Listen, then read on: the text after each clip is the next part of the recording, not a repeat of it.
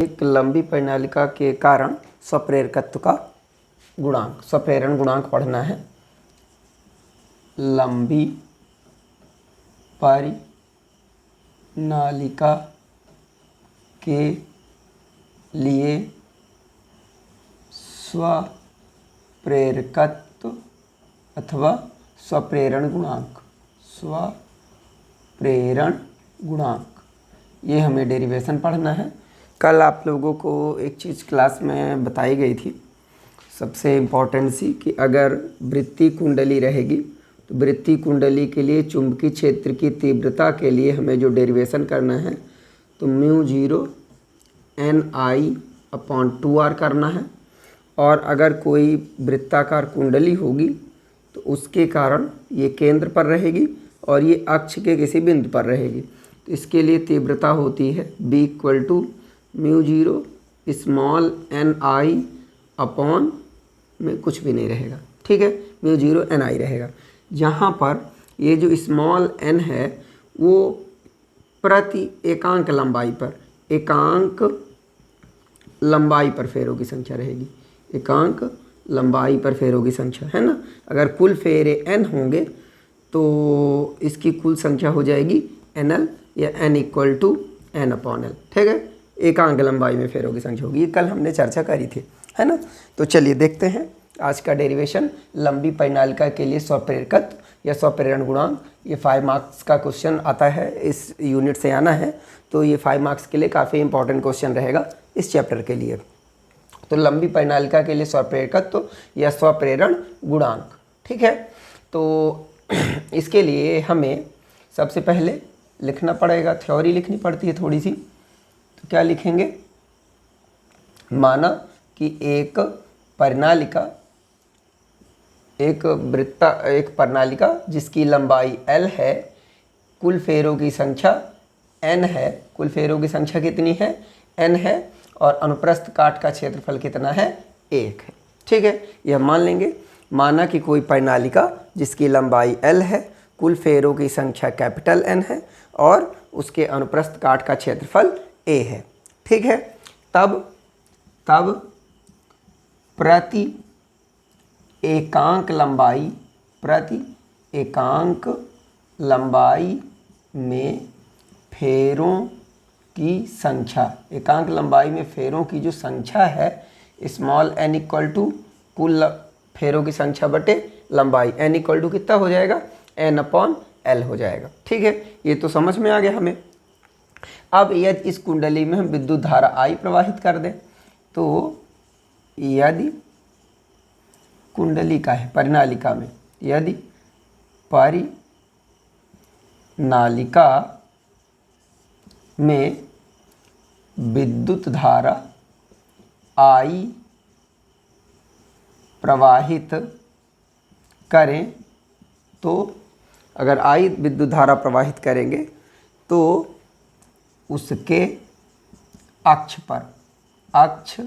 पर किसी बिंदु पर तीव्रता, किसी भी बिंदु पर, चूंकि अक्ष पर तीव्रता क्या होती है? एक समान होती है, तो किसी भी बिंदु की हम निकाल लेते हैं। तो B = कितना लिखेंगे?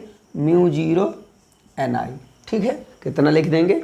μ0 Ni लिख देंगे। अब चाहें तो यहाँ पे हम n की वैल्यू रख के कर लें या शॉर्ट में। तो B = कितना हो जाएगा? μ0 Ni/l, समीकरण नंबर 1 आ गया इतना, ठीक है।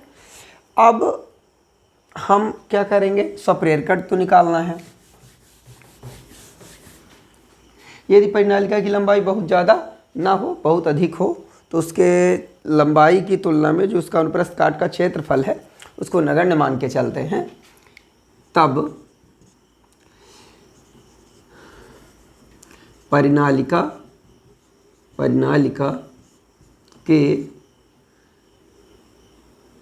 प्रत्येक फेरे से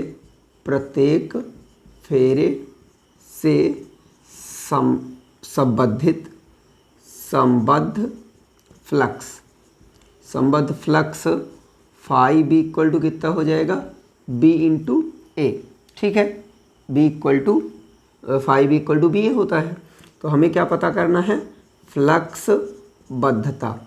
फ्लक्सबद्धता N5B होता है, तो कितना हो जाएगा NBA। ठीक है, तो ये हो जाएगा आपका NBA, है ना।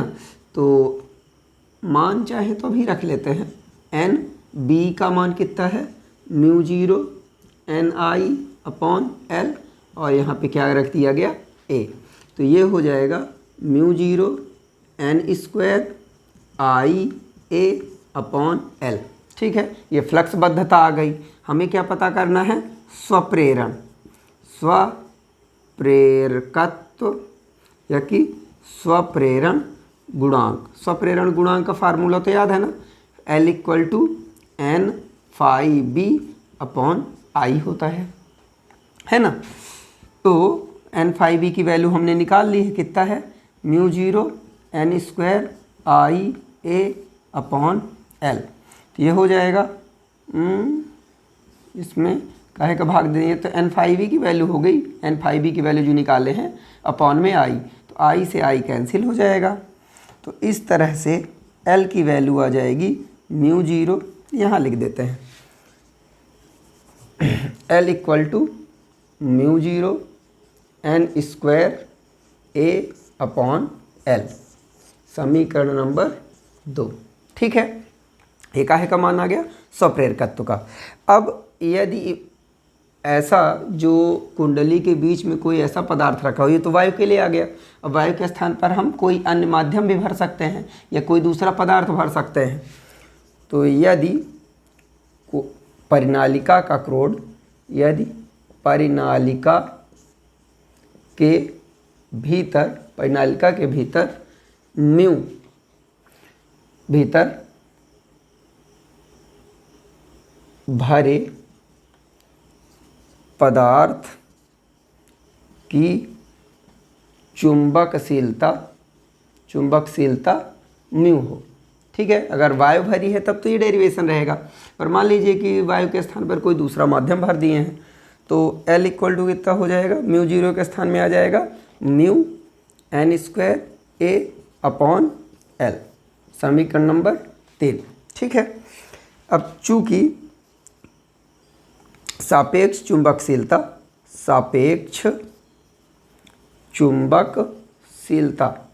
ठीक है, कल इसकी हमने तुलना करी है पिछले वीडियो में, तो जिनको डाउट होगा तो देख लेंगे। सापेक्ष चुंबकशीलता μr निकालना है, तो ये होता है μ/μ0। मतलब किसी भी पदार्थ की सापेक्ष चुंबकशीलता निकालना है तो उस पदार्थ की चुंबकशीलता की तुलना किससे कर लेंगे, वायु और निर्वात की चुंबकशीलता से तुलना कर लेंगे, अनुपात निकाल लेंगे, तो उस पदार्थ की सापेक्ष चुंबकशीलता कहलाती है। मतलब उस पदार्थ की चुंबकशीलता किसके सापेक्ष, वायु या निर्वात की तुलना में। तो समीकरण 3 से L = हो जाएगा μ0, इसका मतलब कि म्यू की वैल्यू कितनी हो जाएगी, μ0 μr हो जाएगी, μ0 μr। तो यहाँ पे हम रख देते हैं μ0 μr N² A/L, ये हो गया समीकरण नंबर 4। ठीक है, तो ये कुल फेरों के रूप में ये हमारा डेरिवेशन हो गया। अब एक चीज़ और कर सकते हैं, क्योंकि यहाँ पे हमने n की वैल्यू रखी है, तो अगर एकांक फेरों के रूप में अगर हम अपना डेरिवेशन बदलना चाहें तो इसको कर सकते हैं। किस प्रकार से कर सकते हैं, चूँकि n बराबर कितना होता है NL, तो समीकरण 2 से L = हो जाएगा μ0 N, कैपिटल N के स्थान में क्या रख देंगे, NL का होल स्क्वायर A/L। तो इस तरह से L = हो जाएगा μ0 N² L और A। ठीक है, एक L से एक L कैंसिल हो जाएगा, तो समीकरण नंबर 5। तो इस तरह से समीकरण नंबर 2, 3, 4 और 5, ठीक है, ये सभी समीकरण लंबी परिनालिका के स्वप्रेरकत्व के लिए अभीष्ट व्यंजक हैं। ठीक है, ये हम कर लेते हैं। इसके बाद इसमें प्रश्न पूछा जाता है, चूँकि स्वप्रेरकत्व आता है तो ज़रूर पूछा जाता है कि किन कारकों पर निर्भर करेगा। तो लंबी परिनालिका का स्वप्रेरकत्व या स्वप्रेरण गुणांक निम्न कारकों पर निर्भर करता है। समीकरण उपर्युक्त समीकरणों से स्पष्ट है कि लंबी परिनालिका का स्वप्रेरकत्व निम्न कारकों पर निर्भर करता है ना। तो क्या क्या लिखेंगे यहाँ से देख लें। सबसे पहला तो डेरिवेशन म्यू है, दूसरा n है एकांक फेरे की संख्या पर या कि कुल फेरों की संख्या पर, है ना, और तीसरा क्या होगा लंबाई पर, और चौथा होगा क्षेत्रफल पर। हमें लिखते समय जो निर्भरशीलता है वो इस समीकरण का उपयोग करना है, ठीक है, क्योंकि मुख्य हमारा डेरिवेशन ये है। समीकरण 2, 3 और 4 मुख्य डेरिवेशन है ना। ये तो हम बदलते हैं, एकांक फेरों की संख्या न्यूमेरिकल वगैरह सॉल्व करने के लिए ज़रूरत पड़ती है, तब के लिए करते हैं। तो पहली चीज़ काहे पर निर्भर करेगी, नंबर 1 हेडिंग डालेंगे भीतर भरे हुए पदार्थ की चुंबकशीलता पर, डायरेक्टली प्रोपोर्शनल। यदि लोहा अथवा अन्य कोई ऐसा पदार्थ भर देते हैं तो चुंबकीयशीलता बढ़ जाती है। दूसरा फेरों की कुल फेरों की लंबाई n पर, अगर परिनालिका में फेरों की लंबाई बढ़ाई जाती है तो चुंबकशीलता स्वप्रेरकत्व का मान बढ़ जाता है। एक क्या है अनुप्रस्थ काट के क्षेत्रफल पर, परिनालिका का अनुप्रस्थ काट का क्षेत्रफल बढ़ाए जाने पर उसका स्वप्रेरकत्व बढ़ जाता है। लंबाई l पर, ठीक है, तो परिनालिका की लंबाई बढ़ाए जाने पर स्वप्रेरकत्व कम हो जाता है, ठीक है। ये 3-4 पॉइंट हमको हेडिंग बना के लिख देना है, ठीक है, कर लेंगे इतना। ये काफ़ी इंपॉर्टेंट डेरिवेशन है, इस डेरिवेशन को हमें हर हालत में तैयार कर लेना है। समझ में भी आ गया होगा, बड़ा सरल सा है। हमें चुंबकीय क्षेत्र की तीव्रता निकालना है, उसके लिए फ्लक्सबद्धता यानी कि n फाई b का मान निकाल लेना है जो कि NBA के बराबर होता है। और ये वैल्यू जब आ जाएगी तो स्वप्रेरण गुणांक का मान फ्लक्सबद्धता में विद्युत धारा का भाग दे देते हैं n फाई। और ये आता कहाँ से है, हमें भी पता है कि किसी भी कुंडली से संबंधित जो फ्लक्स होता है वो प्रोपोर्शनल होता है I के। तो n phi b equal to कितना हो जाएगा LI। तो यहाँ से ये फार्मूला निकलता है n phi b upon I से, ठीक है। और वही समीकरण फार्मूला हम लोग यहाँ पर इस्तेमाल कर रहे हैं, ठीक है। तो स्वप्रेरण गुणांक L इक्वल टू हो जाएगा n phi b upon I, ठीक है। इस तरह से कर लेते हैं, ये काफ़ी इंपॉर्टेंट डेरिवेशन है, इसको हमें कर लेना है। इसके बाद अगला डेरिवेशन है हमें जो करना है और वो है कुंडली के लिए। तो हमने परिनालिका के लिए कर लिया है, कुंडली के लिए कल पिछले वीडियो में हमने कर लिया है। आज हमें पता करना है किसी भी कुंडली में संचित स्थितिज ऊर्जा, किसी भी कुंडली में स्थितिज ऊर्जा के लिए हमें व्यंजक निगमित करना है। उतना ज़्यादा इंपॉर्टेंट डेरिवेशन नहीं है, फिर भी न्यूमेरिकल वगैरह के लिए या ऑब्जेक्टिव वगैरह के लिए हमें थोड़ा सा इसको पढ़ना है, जानना है कैसे प्रूफ होता है, जाने रहेंगे इसको, ठीक है। चलिए तो मान लेते हैं कि जब किसी कुंडली को हमें क्या पता करना है, कुंडली की स्थितिज ऊर्जा। अगला हमारा टॉपिक है कुंडली की स्थितिज ऊर्जा, ये हमें पता करना है ना, कुंडली की स्थितिज ऊर्जा। तो मान लीजिए कि कोई एक कुंडली है, इस कुंडली में शुरू में हम विद्युत धारा प्रवाहित करते हैं, विद्युत धारा I प्रवाहित करते हैं। तो विद्युत धारा का मान जैसे ही शुरू में तो 0 रहता है ना, इसके विद्युत धारा का मान शुरू में क्या रहेगा 0 रहेगा। अब जब इसके कुंडली के सिरों के मध्य में विभवांतर लगाएंगे तो आवेश चलना शुरू होंगे, आवेश चलेंगे और फिर विद्युत वाहक बल लगाए जाने पर ये विद्युत वाहक बल जब उत्पन्न होता है तो इसमें से मैक्सिमम धारा I0 मान लीजिए प्रवाहित होने लगती है। मतलब धारा जो है I इक्वल टू 0 से अधिकतम धारा कहाँ तक जाती है I0 या I0 तक विद्युत धारा प्रवाहित होती है, ठीक है। तो आवेश हम एक सिरे से दूसरे सिरे में आवेश को घुमाते हैं। तो आवेश को घुमाने में बैटरी द्वारा कुछ कार्य किया जाता है, जिस या कि विद्युत स्रोत, जिस विद्युत स्रोत से इस कुंडली को जोड़ेंगे तो उसके द्वारा आवेश को घुमाने में काम किया जाएगा। और जो काम किया जाएगा तो वो प्रेरित विद्युत धारा के रूप में उत्पन्न होता है। और वही जो विद्युत धारा होगी, जो हमारे द्वारा किया गया कार्य होगा, वो उस कुंडली की स्थितिज ऊर्जा के रूप में संचित हो जाता है, ठीक है। तो हम क्या लिखेंगे कि जब किसी कुंडली को किसी बैटरी या विद्युत स्रोत से जोड़ा जाता है तो धारा का मान 0 से लेकर के अधिकतम मान I0 तक बढ़ता है, ठीक है।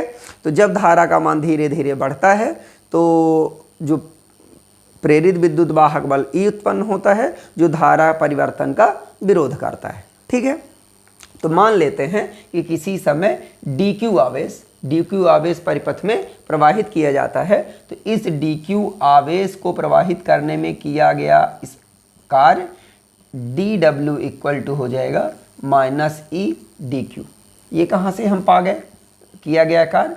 चूँकि आपको याद होगा कि जो विभव होता है तो किया गया कार्य बटे आवेश, यानी एकांक आवेश को या आवेश को एक स्थान से दूसरे स्थान तक ले जाने में किया गया कार्य ही क्या कहलाता है, विभवांतर कहलाता है। चूँकि यहाँ पर विभवांतर ना होकर के विद्युत वाहक बल लग रहा है, तो ये विद्युत वाहक बल ई, किया गया कार्य डी डब्ल्यू, ले जाया जाने वाला आवेश कितना है डी क्यू। तो ये डी डब्ल्यू इक्वल टू हमने कितना लिख दिया है, ई डी क्यू लिख दिया है। यहाँ पे ऋणात्मक चिन्ह लगा दिए हैं, चूँकि ये जो विद्युत वाहक बल होता है तो कार्य किए जाने का, यानी कि आवेश के प्रवाहित होने का, चलने का विरोध करता है। ठीक है, क्योंकि प्रेरित विद्युत वाहक बल की दिशा ऐसे होती है को विरोध करता है। तो डी डब्ल्यू इक्वल टू कितना हो गया, माइनस ई डी क्यू।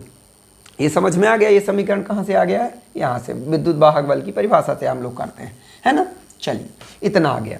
अब जब हमारे पास ये वैल्यू आ गई है तो हम फैराडे के नियम से जानते हैं, फैराडे के कौन से नियम से, दूसरे नियम से। दूसरे नियम से हम जानते हैं कि E इक्वल टू होता है minus L D phi B upon D T. कुछ यही जानते हैं हम लोग ना, ठीक है। और इसकी जो वैल्यू है N D phi upon D T की, तो हम लोग शायद ये लिखते हैं minus D phi upon D T, N D phi upon D T करके करते हैं। तो इक्वल टू हो जाएगा माइनस, और इसकी वैल्यू कितनी आ जाती है, एल। डी फाई के स्थान में रख देंगे डी अपॉन डी टी, और इसके स्थान में रख देंगे कितना, आई। तो गड़बड़ कर रहा है, equal to minus N D equal to minus D upon D T N phi B, कुछ इतना है ना। तो minus D upon D T N phi B की वैल्यू कितनी रखे हैं, एल आई। ये हो जाएगा minus L D I upon D T. ये काहे का मान हो गया, ई का। तो समीकरण एक से डी डब्ल्यू इक्वल टू हो जाएगा माइनस ई की वैल्यू कितनी आ गई है अपने पास, minus L D I upon D T, और यहाँ पे क्या हो जाएगा डी क्यू। तो डी डब्ल्यू इक्वल टू हो जाएगा माइनस, और ये माइनस क्या हो जाएगा, कैंसिल। तो एल डी आई, और ये रहा डी क्यू, और ये डी टी जो यहाँ है तो डी टी यहाँ कर देते हैं। तो डी डब्ल्यू आ जाएगा L D Q upon D T equal to कितना होता है, आई। तो ये एल आई डी आई कहाँ से आ गया, चूँकि D Q upon D T equal to I, आवेश प्रवाह की दर को ही हम क्या कहते हैं, विद्युत धारा कहते हैं। तो डी डब्ल्यू इक्वल टू कितना हो गया, एल आई डी आई। ठीक, तो बस अतः कुंडली में धारा को कुंडली में धारा 0 से I0 तक प्रवाहित करने में किया गया कुल कार्य कितना काम किया जाएगा भाई, समाकलन कर दो समीकरण नंबर 2 का। समाकलन कर देंगे तो D W equal to L I D I है। समाकलन कर दिए। समाकलन कहाँ से कहाँ तक होगा भाई, इसमें परिवर्तनशील क्या है, 0 से I0 तक। तो डी डब्ल्यू का करेंगे तो डब्ल्यू आ जाएगा कुल वर्क, और यहाँ एल आ गया बाहर, आई का करेंगे तो आई स्क्वायर आ जाएगा अपॉन 2 आ जाएगा, है ना। जैसे एक्स का एक्स स्क्वायर अपॉन 2 होता है तो 0, और ये हो जाएगा I0। तो W equal to L upper limit तो I square upon 2 minus lower limit तो 0 स्क्वायर अपॉन 2। तो डब्ल्यू इक्वल टू कितना हो जाएगा, L square 1/2 L I square upon 2। ठीक है, यही किया गया कार्य संचित ऊर्जा के रूप में स्थितिज ऊर्जा के रूप में संचित होता है। स्थितिज ऊर्जा के रूप में संचित होता है। ठीक है, संचित होता है। तो इसकी जो स्थितिज ऊर्जा हो जाएगी तो U equal to 1/2 L I square. ठीक है, ये हमको याद रखना चाहिए। आ गया। U equal to 1/2 Li0 square. ठीक, तो कुंडली की स्थितिज ऊर्जा का ये डेरिवेशन है, कर लेंगे इसको। ठीक, इसके बाद अगला डेरिवेशन हम लोगों को करना है कुंडलियों का जो संयोजन करते हैं, कुंडलियों का संयोजन। ये भी इम्पॉर्टेंट है थोड़ा सा, इससे रिलेटेड न्यूमेरिकल वगैरह पूछे जा सकते हैं और आगे हमको इसकी बहुत ज़रूरत पड़ने वाली है फिजिक्स में, तो इनका संयोजन थोड़ा सा हम लोग ज़रूर सीखे रहे हैं। तो जो कुंडलियों का संयोजन होता है तो दो तरीके से हम लोग कर सकते हैं मेन रूप से, बाकी मिश्र तो कर ही लेते हैं। तो कुंडलियों का संयोजन पहले श्रेणी क्रम में और दूसरा समांतर क्रम में। जिस तरह से प्रतिरोधों का संयोजन किए, सेलों का संयोजन किए, है ना, तो उसी तरह से कुंडलियों का संयोजन करेंगे। तो कितने प्रकार से होगा इनका संयोजन? 2 प्रकार से, श्रेणी क्रम और दूसरा हो जाएगा समांतर क्रम। ये 2 प्रकार हो जाएंगे, है ना, 2 तरीके से संयोजन करेंगे मेन रूप से। तो सबसे पहले हेडिंग डालते हैं श्रेणी क्रम की। श्रेणी क्रम, श्रेणी क्रम में क्या करेंगे, प्रत्येक जो हमारा कुंडली है, एक ये हो गई, ये दूसरी हो गई और ये तीसरी हो गई। तो एक इसका स्वप्रेरकत्व L1, L2 और L3, इनको आपस में ऐसे जोड़ देते हैं और इनको जोड़ने के बाद इनको किसी बाह्य विद्युत स्रोत से जोड़ देंगे, है ना, किसी भी बाह्य विद्युत स्रोत से जोड़ देंगे। और जब बाह्य विद्युत स्रोत से जोड़ेंगे तो आई धारा मान लीजिए इधर से प्रवाहित होते हुए गई, इधर से आई धारा निकल जाएगी, किसी भी इनके सिरों के बीच विभवांतर लगाएंगे, है ना। तो क्या लिखेंगे, माना 3 कुंडलियाँ जिनका स्वप्रेरकत्व L1, L2 एवं L3 है, इन्हें श्रेणी क्रम में जोड़ा गया है। यदि इनके संयोजन में धारा I प्रवाहित किया जाए, यदि इनके संयोजन में धारा I प्रवाहित की जाए तो प्रत्येक कुंडली से प्रवाहित होने वाली धारा I होगी, किंतु प्रत्येक कुंडली में उत्पन्न विद्युत वाहक बल सब में क्या होगा, इसमें एप्सिलॉन, इसमें एप्सिलॉन2, इसमें एप्सिलॉन3, अथवा E1, E2 और E3। चूँकि सब कुंडलियाँ अलग अलग बिंदु से जुड़ी हैं तो सब में उत्पन्न विद्युत वाहक बल का मान क्या होगा, अलग होगा, किंतु कुल विद्युत वाहक बल, किंतु संयोजन के सिरों में, किंतु संयोजन का कुल विद्युत वाहक बल, कुल विद्युत वाहक बल epsilon equal to E1 plus E2 plus E3। हमें तो मालूम है ना, एप्सिलॉन या E से डिनोट कर सकते हैं, समीकरण number 1, E equal to E1 plus E2 plus E3, है ना, यहाँ तक तो ठीक है। अब इसके बाद यदि कुंडली के संयोजन का कुल स्वप्रेरकत्व कितना हो, L, ठीक है, कितना हो, L हो, तब फैराडे के नियम से, फैराडे का नियम यहाँ हम लोग लगा लें, तब फैराडे के द्वितीय नियम से E इक्वल टू हो जाएगा -L di/dt, जितना होगा याद होगा हमें, है ना, ये वैल्यू होती है।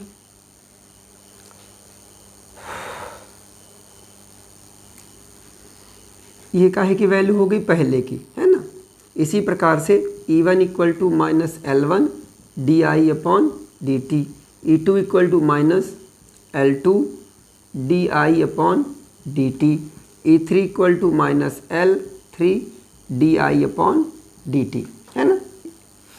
तो इन मानों को कहाँ रख दें, इन मानों को समीकरण 1 में रखने पर, जब रख देंगे तो E का मान कितना आया है, -L di/dt equal to E1 का मान L1 di/dt plus -L2 di/dt plus -L3 di/dt हो जाएगा इतना। तो माइनस कॉमन ले लें और di/dt कॉमन ले लें, तो ये हो जाएगा L, समझ में तो आ गया होगा ना, डायरेक्ट कर देते हैं। तो di/dt कॉमन लेके कैंसिल हो जाएगा, यहाँ क्या बचेगा L, यहाँ बचेगा L1, यहाँ बचेगा L2, यहाँ बचेगा L3। ठीक है, तो यही कुंडलियों के संयोजन के लिए अभीष्ट व्यंजक हैं। तो क्या लिखेंगे इसमें, श्रेणी क्रम संयोजन में कुंडलियों का जो परिणामी स्वप्रेरकत्व होता है अलग अलग कुंडलियों के स्वप्रेरकत्व के योगफल के बराबर होता है। कुंडली के संयोजन का कुल प्रेरकत्व अलग अलग कुंडलियों के स्वप्रेरकत्व के योगफल के बराबर होता है। अब मान लीजिए कि n कुंडलियाँ होंगी तो वही L = L1 + L2 + L3 + ... Ln। ठीक है, ऐसा कर देंगे, बन जाएगा। इसके बाद अगला है समांतर क्रम संयोजन। तो समांतर क्रम संयोजन पढ़ लेते हैं। समांतर क्रम संयोजन,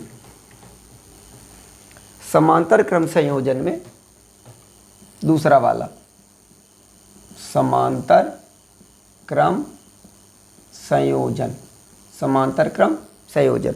और समांतर क्रम संयोजन कैसे करेंगे, ये हो गई पहली कुंडली, इसके समांतर रख दिए दूसरी कुंडली, इसके समांतर रख दिए तीसरी कुंडली। अब इनके प्रत्येक सिरे को कहाँ से जोड़ देंगे, एक बिंदु से, और दूसरे सिरे को जोड़ देंगे दूसरे बिंदु से। ठीक है, अब इन सिरों के मध्य में हम विभवांतर लगाएंगे, यानी विद्युत धारा I प्रवाहित करेंगे, है ना। यहाँ से निकालेंगे, यहाँ से आएगी। तो जब ये विद्युत धारा जाएगी तो निश्चित रूप से इस बिंदु पर इसको 3 मार्ग मिलेंगे। तो मान लीजिए कि इसमें प्रवाहित होने वाली धारा I1, इसमें धारा I2 और इसमें प्रवाहित होने वाली धारा I3 है। इनका स्वप्रेरकत्व L1, L2 और L3 है। पूरे संयोजन का मान लीजिए स्वप्रेरकत्व कितना है, L है ना। कुल धारा कितनी प्रवाहित हो रही है, I। अब चूंकि सभी कुंडलियाँ एक ही बिंदु से जुड़ी हैं, समान बिंदु से जुड़ी हैं, तो इनके बीच का जो विद्युत वाहक बल होगा वो E क्या रहेगा, समान रहेगा। ठीक, तो अब इसका कैसे लिखेंगे, समांतर क्रम संयोजन में प्रत्येक कुंडली का एक सिरा एक बिंदु से तथा दूसरा सिरा एक बिंदु से जोड़ करके इनके इन दो बिंदुओं के मध्य विभवांतर लगाया जाता है, जिससे विद्युत धारा प्रवाहित होती है और प्रेरण की घटना घटित होती है। तो लिखेंगे, माना 3 कुंडलियाँ L1, L2 तथा L3 समांतर क्रम में जोड़ी गई हैं। यदि परिपथ में विद्युत धारा I प्रवाहित की जाती है तो माना कि क्रमशः L1, L2 एवं L3 से प्रवाहित होने वाली धारा I1, I2 एवं I3 है।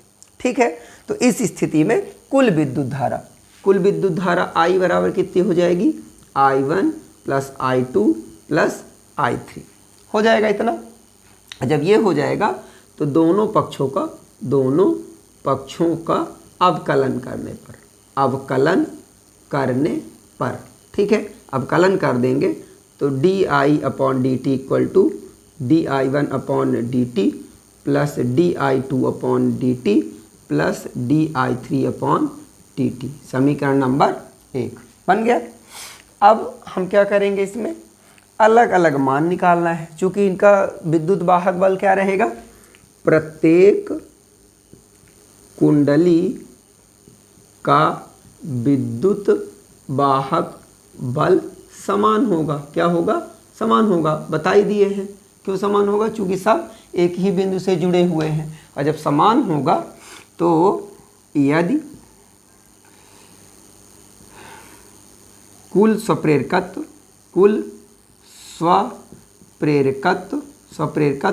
L हो, कितना हो, L हो। फिर बताया है कि सभी के संयोजन के बाद उनका अगर स्वप्रेरकत्व L हो तो फैराडे के नियम से, फैराडे का नियम ही तो है, फैराडे के कौन से नियम से, द्वितीय नियम से, फैराडे के द्वितीय नियम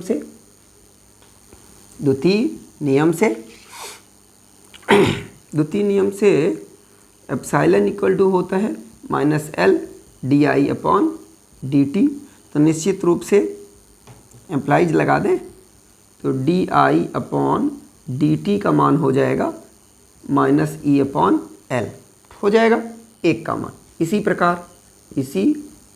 प्रकार अगर di1/dt का निकालेंगे, यानी पहली कुंडली के लिए निकालेंगे, तो उसका भी विभवांतर तो E ही रहेगा और उसका पहली कुंडली का स्वप्रेरकत्व L1 होगा और उसमें प्रवाहित होने वाली धारा कितनी है, di1/dt।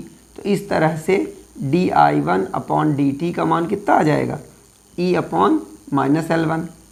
इसी प्रकार दूसरी कुंडली का निकालेंगे तो दूसरी कुंडली के लिए विद्युत वाहक बल तो E ही रहेगा, पर उसका स्वप्रेरकत्व L2 रहेगा और उसमें प्रवाहित होने वाली धारा di2/dt है।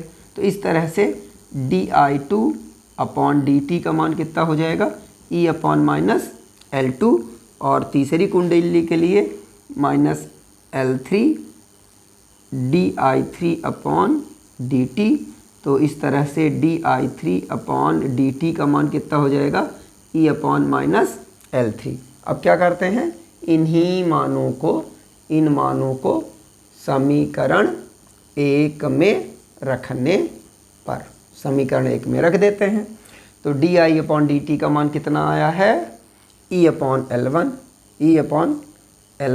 इक्वल टू di1/dt का मान कितना आया है, -E/L1 प्लस दूसरे का मान di2/dt का E/L2 प्लस -E/L3।